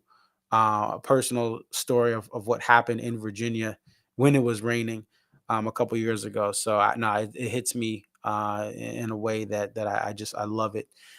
Next up, Typical Situation. Oh my gosh, it might have been my favorite of the night, honestly. The Typical Situation was absolutely insane. It was Jen's first. I hadn't heard her for a while. They just lose you in it. You know what I mean? Like, you almost forget what song they're even playing, if that makes sense. You know what I mean? Like, you almost forget when they start, and then they all bring it back down to nothing. I mean, it's just so awesome, dude. They were so awesome at that song tonight. It's probably my favorite if I had to pick one tonight, honestly. Typical was amazing. Yeah, no, I agree. It's a solid song. Next up, we have the combo. I Want You, She's So Heavy, Into After Everything. All of that, Dave's on the baritone guitar. So we've been waiting for this one because it's the glow sticks together. So we had this one in mind already. So we were just ready to launch a bunch of glow sticks for this one. It was really good. The Want You So Heavy part, we were kind of gearing up for the glow sticks. It was good. It goes either way. It was still really good. But the song, After Everything was just really good. And they keep it short. They didn't stretch it out. I don't think they do stretch. You know what I mean? So it's just perfect. It's just like the right amount of that new stuff. You know what I mean? It was, and it's just a really good song. Yep. No, I agree. They give you just enough of that cover, and then to have you kind of feel the vibes of it, and then they switch it over, which is great. I don't think they should play the full Beatles cover there from Abbey Road. Next up, we have Cornbread. Cornbread, just cornbread. I know you're not a big fan of cornbread, but in a crowd like we were in tonight, the cornbread we were all feeling cornbread. Cornbread's cornbread. It is what it is. I'll keep it short on that one. Yeah. And then Ants Marching to close out the set. Yeah, you know what? I thought they might go a little bit longer tonight, but when I heard Ants, I was like, okay, this is it for the set closer, And Ants is Ants, man, It's always a great weekend when you get Two-Step and Ants and Grace and all those. It's just always great when you get those kind of songs. Ants was awesome. I mean, what else can I say? Gotcha. Yeah, no, it's a great song. And Christmas song in the E1. Yeah, Christmas song in the E1 was Jen's first. My second, I got Christmas song in the E1 in 2010, I believe, when they played Christmas song Last Stop at Wrigley or something like that. I can't remember, something similar to that. Christmas song is one of those, it's Christmas song. I'm not going to hang my hat on Christmas songs. If you know what I mean, like Yeah. I'm not going to shows to catch Christmas song. But Right. if you get it, you get it. It's a great song. It's a great song. Yeah. And it's one that with you, I know you're a big summer outdoors fan. You're not a big arena person. Mm-hmm. Like you said, it takes a special show, Wrigley, like you said, and tonight, West Palm to close out this leg of the tour. It's hard to get it for those summer shows. And then they close out with that Crush. Yeah. Dave ends on the drop D guitar. And here we go with Crush. So we're loading up for Crush. We knew it was probably going to be Crush. Me and Kumi and Jen were like, it's probably going to be Crush, right? I mean, we're preparing for Crush. We thought maybe Warehouse or something like that because there was no Nancy's in Warehouse tonight, which I really did think was going to get played, honestly, which is fine that they don't play it because I have heard that combo a lot. Yeah. You know what I mean? Yeah. So it's not that big of a deal. But we were thinking Crush in the encore to close the show. And so we're kind of loading up our bags and stuff. And, Crush, we've heard Crush many, many times. And here comes Robert Rabb. And I said, hey, what's up, brother? And he said, hey, how's it going? And I was like, yeah. I was like, thank you so much, man. We're just having such a great time. And he's like, awesome, man. And so he walks away, and Kumi shakes his hand too. Kumi's like, hey, what's up, Rab? And he's like, hey, what's up? And he kind of walks away, and we're kind of like gearing up for the show. We have a lot of stuff going. We're packing up. We know Crush is going to be a big boy song. Probably 12, 13 minutes. So we're getting our stuff ready. We're still paying attention to the song. Don't get me wrong, because Crush was absolutely phenomenal tonight. I cannot emphasize that enough. Crush was absolutely crazy tonight. And so we're gearing up, and we're kind of, we're digging into Crush, and then here comes Rab again. He taps me on the shoulder, and he says, here you go, brother. And he hands me the set list. And I was like, oh, my gosh. And I was like, thank you so much. He's like, no, thank you, man. And so I kind of missed I was definitely into Crush, but I was kind of like, holy cow, that just happened, right? I mean, and we were all just ecstatic about it, And we got the picture up from Twitter that Kumi put up with you looking so happy with that set list. That's great, though. And I think Rab just saw how happy you were. He looks for fans like that just have that joy to see this band having fun, dancing, getting pumped up. And then we have the set list here from the show. Looks like it was everything as planned. Everything as planned. As far as I looked at Solo turned into Christmas song, this is a common thing. They put that solo thing so that it also helps if someone gets a set list early not to know, and so that's cool.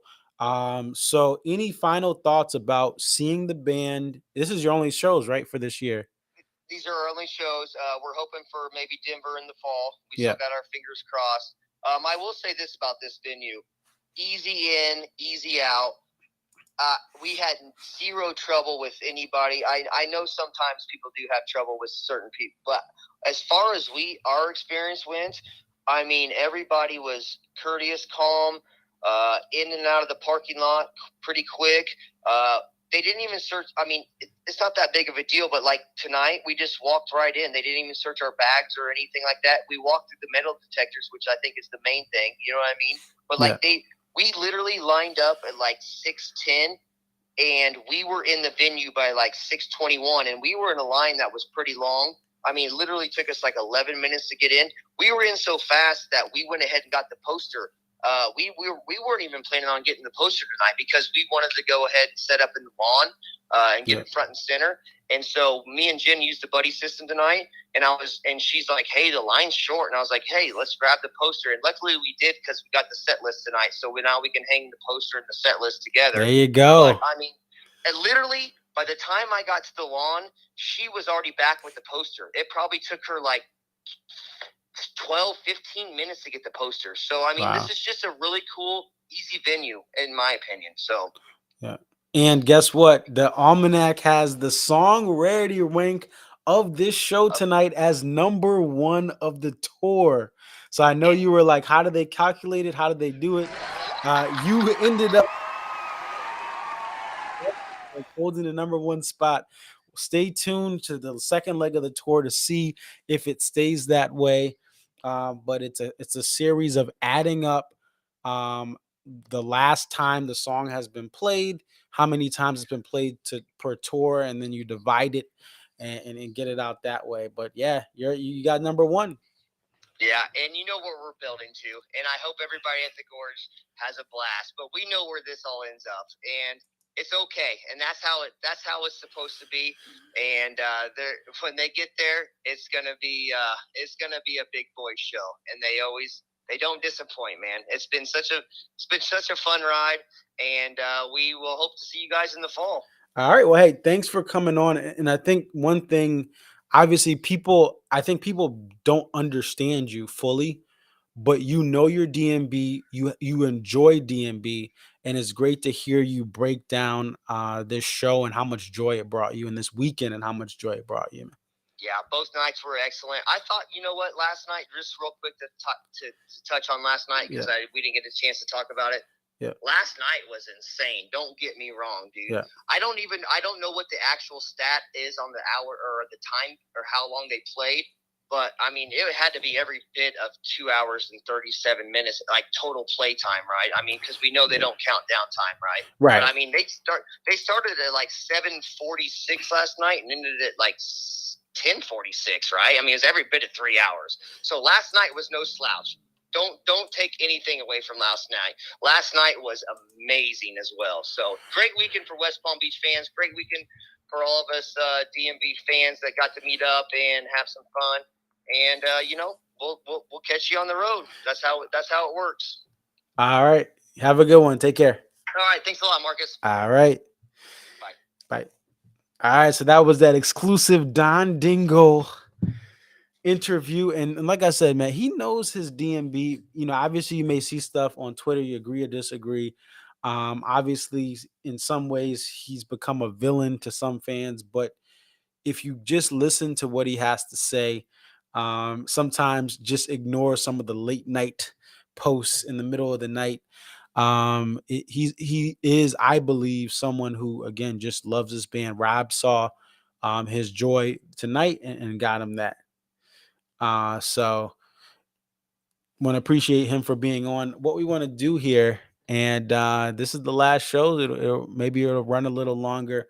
I want to get back over to Tyler Hensley and then see what we want to go to this thread, and we're going to call this here. I don't know if Tyler's on the chat right now, but this is Tyler's topic. We're going to go to this and call it Tyler's topic. And he had picked out for us. Let's see. We got to scroll down because Goose was playing at Newport Folk Festival. 5 songs he's been listening to this week. Just some dope stuff here that he likes to put down. All right. So we're going to zoom in. Oh, UFC 91. Okay. So this is Tyler's topic. What are your top 5 DMB tour years and when did you start going to shows? He started in 2010. Tyler says his top tour years 2000, 98, 95, 13, 15. Interesting there as far as his. Greg's 98 is his first show. Top 5 years. 98, 99, 07, 23, 2010. He might move 23 up a little bit. And that's a tough thing because you have 3 years at the top 3 where you had the band at its best. 07, even going back to this West Palm Beach set of shows. They had a great show that became Live Tracks 42, Dream So Real, Shotgun with some horns at the end of it by themselves, isolated. You had it, If I Had It All, Turn Back Time, Interpolation. So it's hard to really decide how you're going to rank 23 with the Roy years. We have Jess S. First show 2000, no particular order. 09, sister and I graduated, did a 5-show tour, which was a huge deal for us at the time. 2013, turned 30. 21, 22, 23. Shows feel different post pandemic. I can't quite articulate it, but love it. Someone tweeted that we can't see their tweets, so I don't know. Started in 06, our pal from Wales, Aethers DMB, Craig from Wales. He says 99, 09, 23, 10, 15. So it's pretty interesting.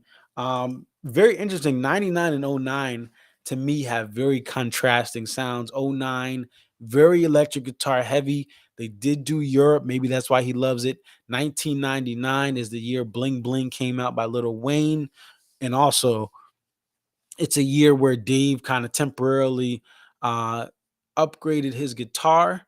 But then he would change it again, I believe, in 2000, if I'm not correct. Did he have the Martin in 99? I think he may have had the Martin in 99. That's just off the top of my head. I can't remember fully. Pat just started last year. Shout out to Pat. Great dude. Met him in SPAC. Had started last year, which he jumped on before. Bobby Bagel. First show 96. He has 04, 98, 13, 10, 23. And he's taking his kids in 23, so that's definitely special. Tyler can't wait. He's got 3 kids, and one just got released, I believe. Or he has I think it was end of last year, at the beginning of this year. I think it's the beginning of this year. No, it's the beginning of this year. His last child was born. Summer of 2000 was epic indeed. 98 for sure. However, 23 summer tour has been ridiculous. That's Chaser of Light. It looks like just a comment there. Popping in. Ted Bro, first show was 2018 for what I'm seeing, and also sentimental to me. 21's 1, 23's 2, 22 3, 2019 4, 2018 5. There. So 21 was just special there, post-pandemic year for the band to come back. Thomas Raines, 2010 1, 98 2, 3 2000, 2012 4, 2013 5. Some of my faves, top 10 would have been easier. Very interesting. Post Roy gets number 1, and then the 2 years that are very iconic in the band get 2, 3. But obviously, there's reasons that everyone has to ranking those, but just interesting. Jeff Greenberg, first show was at a frat party in 93. That was his first show there. Bruh. And he has all the 94 shows he went to. 03 Summer Cali run. NYE runs in 95, 96. I have tape or audio of those. Those were the 2 in New Year's Eve runs before the Live Tracks release. There, that's with the Flecktones in 97. Dave and Tim 96 Iowa run, and first post-COVID show in Raleigh. He's ranking those there. Top 5 dead or alive years or moments, really. First show 95. Interesting, again, a 95er who says 2010 Wrigley. Wrigley was special to them. 2013 2, 2014, 2018, 23. Wow. Very impressive. Very impressive that he's still, and maybe it's that location there. But a 95er who has all post-Roy years as their top 5. First show for Sean, 01, The Caravan 11, 04, 08, 23, 15. Interesting there as well.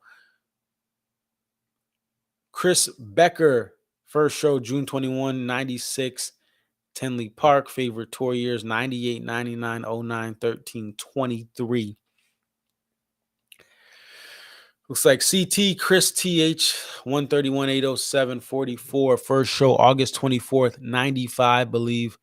These are the best 5 tour years: 2000, 2002, 08, 23, 98. Very interesting, right? And then we have Big Eye Nate. First show was 93, summer 2095, 98, 04, 21, Reasoning post-COVID. So those post-COVID shows were special to him when the current lineup really started sounding great together. Yeah, they came out of that pandemic and really like they really just felt more cohesive and they were doing some more things there. PJ Carefree, who I believe was at West Palm Beach. I thought I saw some photos of him throughout the week.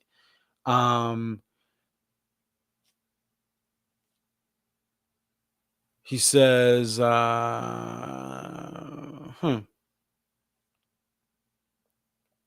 he put a poll up. Oh, he did this earlier this month. Let's see the poll. 91 to 01 was number 1. 02 to 12 was 2. 2013 to present had 5.6 at 3. Very interesting. Thank you, PJ Carefree, for putting that up. I can only imagine that I would like the 91 to 01 if I had been to shows at that time as the best. I just feel like that sound, it fits the band the best. And again, if I was able to feel that music hit my face from those years, that would still be high. D-Rock, met him at SPAC Night 2. Started in 04. 04 is 1, 2010, 23, 15, 99. So interesting. 04, number 1 there, which I think it should be just a special year. The band sounded great. Another thing that's important to me is, even though, like I said, I wasn't at shows, I love how Dave from 99 to about 2007 really started to upgrade the type of guitar he had. He had a guitar before that would cut through the mix, but after that he started to really get guitars that was much more quality. The Martins, the Taylors, some of the other guitars, he really started to have guitars that really would sound great and sound better than some of the 10 ones, the 10 feel full guitars that he had early on in his career. Not that they weren't bad, not that they were just bad guitars, but they just, in the mix, it was more, it didn't sound as full and it wasn't as quality as the stuff from 99 to present. Show Ready started off in 95, New Year's runs 95, 96, summer 97, winter 98, summer 04, summer 08. Interesting run there, and I think that makes sense. The Roy full years at the top, and then that last year that Roy was there is at number 5. Stupid Almanac. 04, number 1. 07, number 2. 2000, 08. And he says 95 to 98, bruh. Come on, man. You gotta stay focused, bruh. But pick a year for number 5. Steph 41. Great to see her filling this in. First show 96, also live tracks for the early years were a blur. 99, 2000, 01, probably intensely amazing. 2011 Caravan was my first 3-nighter. It was life changing. I never did more than 2 to 3 shows before the internet, unless we had fall winter dates. So pretty cool to get some of those years.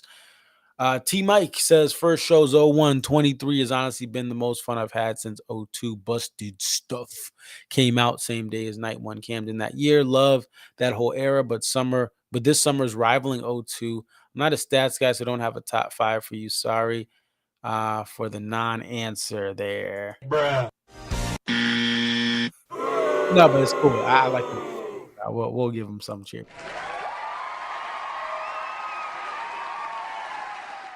Speaker.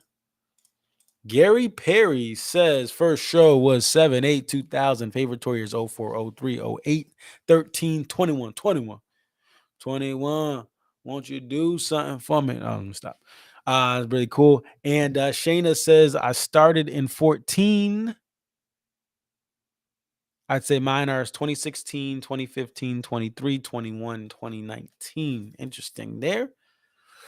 First show 01 for John W. 2000, 2002, 2003, 98, 99 are the best years there. Interesting.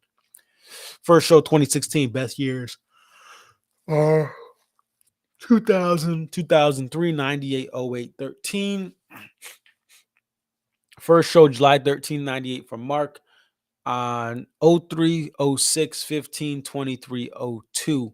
So 23 past 02 so far. Really interesting to see that. Honeybee says started in 2000, 2000, 2001, 97, 02.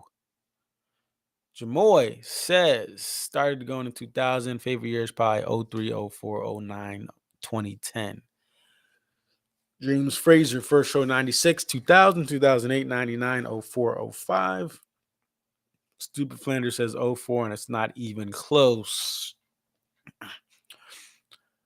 So, for me, I would say this. I want to just do the years I was going to shows. I know some people did that. For me personally, I would say right now I started in 2012. I would say number one would be 2023. This month of July is why. For me personally, I got stuff I never thought I would get, like American Baby intro. I finally got my first shotgun. The sound of the band, the mix of stuff they're doing with two-step right now. Check that out on my IG and on the last post-show stream. That's number one. Number two is going to be 2013. Heck of a run. And just like July of 23, June of 2013, and just May through July of 2013 was incredible. So I would say that would be number two. Number three would be, I would say, let's see, number three, I'm doing this straight up at the top, straight off the dome, son. I would say 2022. And the reason I'm going to say that is because the band's sound last year, they really started to, again, get steps up. And then the stuff that we were able to get last year was incredible. And the love was spread evenly amongst the years. But like going to Alpine and getting my second dreaming tree ever, just getting a pig there, getting a stone there, the newer songs hit right. So that's going to be number three is 2022. Number four, that's going to be, I would say 2012. 2012, I got a stone opener. It was my first year.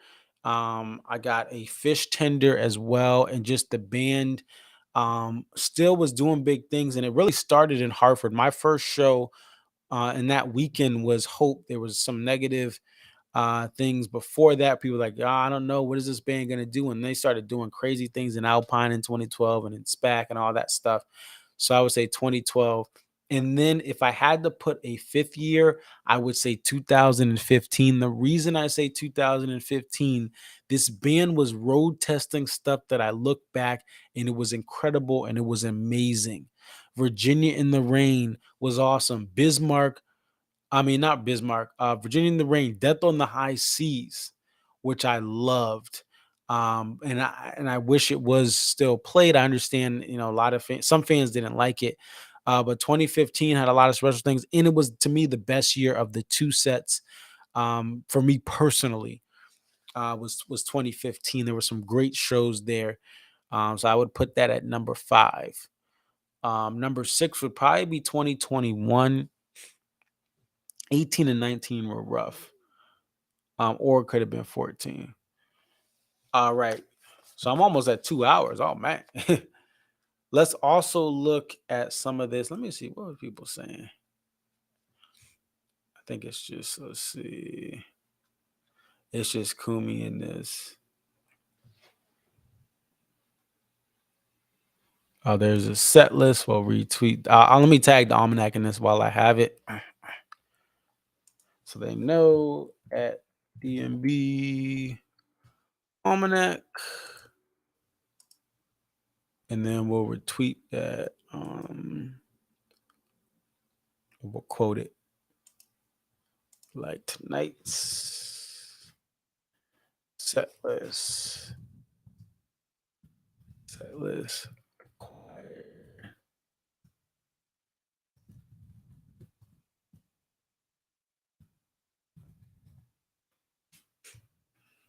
We'll do WPD night 2.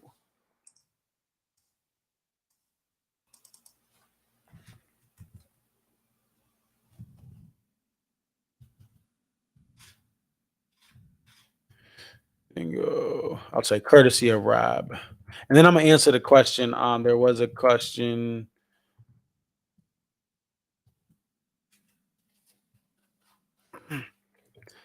So Dingle gets a set list. That sounds like a TV episode. That sounds like a episode of Always Sunny. The gang gets a set list, but Dingle Dingle gets a set list.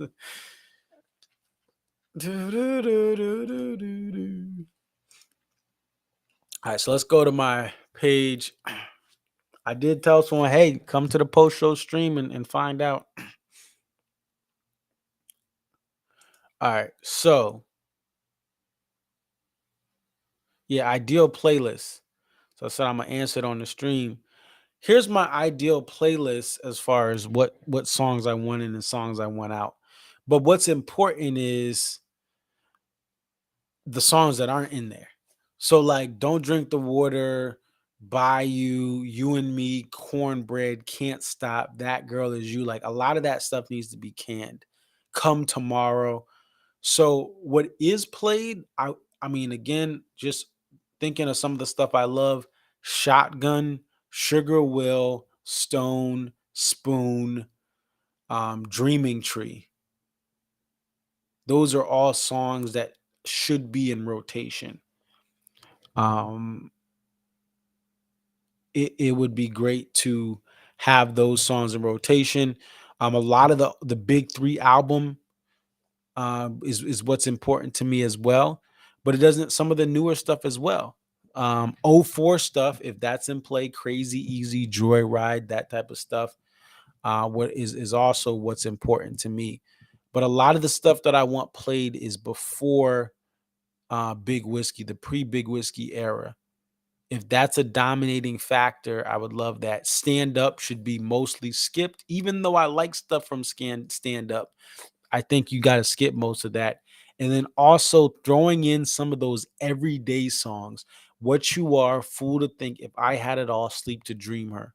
Those are 4 songs I would like that are ideally part of a show that need to be more put into shows, because I think those songs fit this current band so well.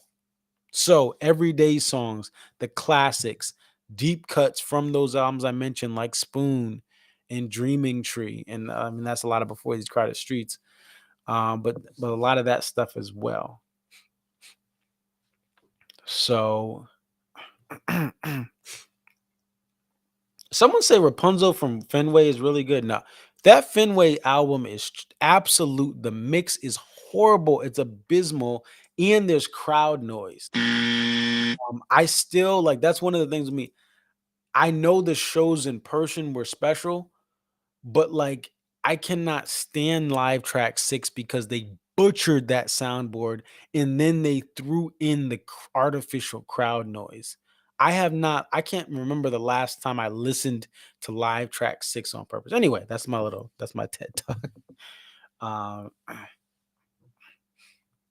that Live Tracks from Fenway is abysmal. And I love Fenway. I go to Fenway every year to see Yankees Red Sox. My favorite ballpark to go to. But like it's the audio quality. You can't tell me that those songs are on par with Live Tracks 31 or Live Tracks 42 or Live Tracks 3. To me, it's the mix. I'm not the sets are good, but I don't like the mix of those and the artificial crowd noise. It bugs me. It's infuriating. And when you have an album like Live Tracks 3 with an incredible mix, and then you play Live Track 6 after, it's horrible. Live Tracks 31 is in Camden from 2001. And that's just it's just to me the best sounding Live Tracks that I've heard. And I haven't heard all the Live Tracks. I've heard most of them 1 through 30, but it's just such a great mix.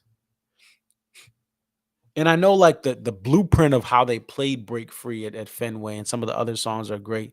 But again, I can't get over the sound. I can't get over the artificial crowd noise. It feels like, again, because when you play in center field, ballparks were never a good idea for DMB. They did ballparks and stadiums because they had the popularity, but they should never go back to ballparks even for a farewell tour. Never, ever go back. I don't even listen to Wrigley that much. And again, I understand those are great shows if you were there, and some people like to listen back. But yeah, I don't I don't do that. CD says I love Marks for giving us a platform, space, and knowledgeable. Yeah, um, I appreciate everyone showing up to this thing, man. You know, there could be no one that shows up, and I could be talking to myself. But I appreciate you guys. I'm gonna close out this stream. It's 2 hours and 3 minutes. I mean, it's longer than the thing than the concert. But we're gonna close this thing out. Let's go ahead and let's see. I'm gonna find something to end this with.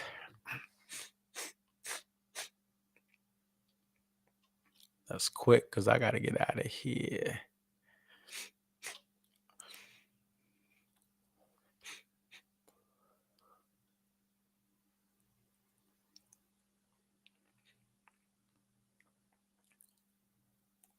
Let's see.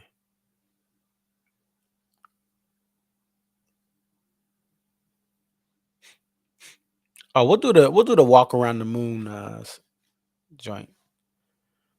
We'll close with this.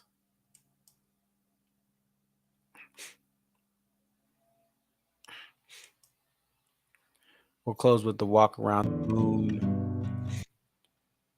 Thank you guys for watching. Thank you guys for supporting, man. This has been a very special era of the post-show stream, and especially just going to the venues and being able to meet many of you guys for the first time. Going to a venue and literally almost passing out and people helping me during heat exhaustion, man. It's just, I will never forget this run of shows, summer 2023. And we'll see you guys in a couple of weeks. I'm gonna take some time off from the post-show streams, and yeah, that's it. I'll see you guys later. Peace.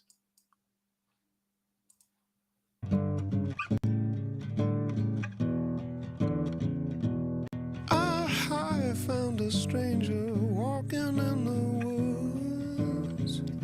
She was not quite like anyone I knew.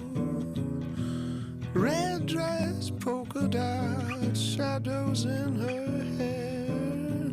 She said, "You take me, and I take you there." Now she's going round and round inside of my head. I think I'm just a little too close to the edge. You took everything from me, and now I'm falling into this never-ending sea. I know you got